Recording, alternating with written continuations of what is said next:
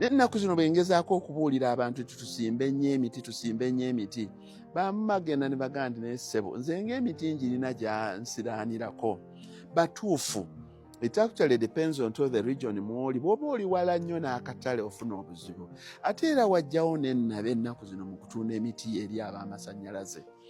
Nze ntera okugeresa nti okutunda poles 10 oba 100 mu mmeme agenze kubijja ogendanga nodda kyangu nnyo okugenda kuyijja oba umura than okutunda emiti 10 mu mmeme gy'amasannyalaze. Oba kyava kuki? Allahu ya'lam. Naye kati nze kakiika na mitigatinga ntya risk n'ensigala nga okusimba ebibira. It is my mainstay. Ebibira naddala okusingira ddala kalitunsize nakitegeera nti spread your risks wadde oli miti. Spread your risks.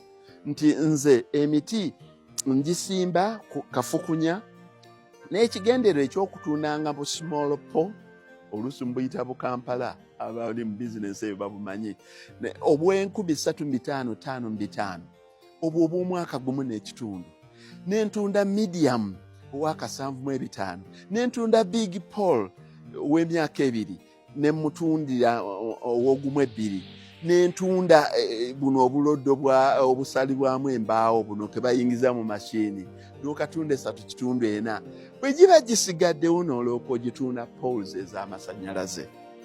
Bane mulaba enkola eyo spreading risks that buli lunaku bwe babanga ebijja mmeme tegitambudde bu small poles buno bwe balinnyako nga bakola zikalina bubutambula.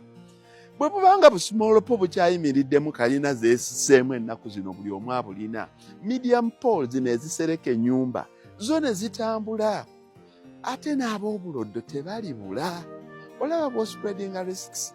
Naye ate era mamedika kiika bwe bamba bulira ensonga teriiyo kintu kiri risk free omuntu takulimbanga.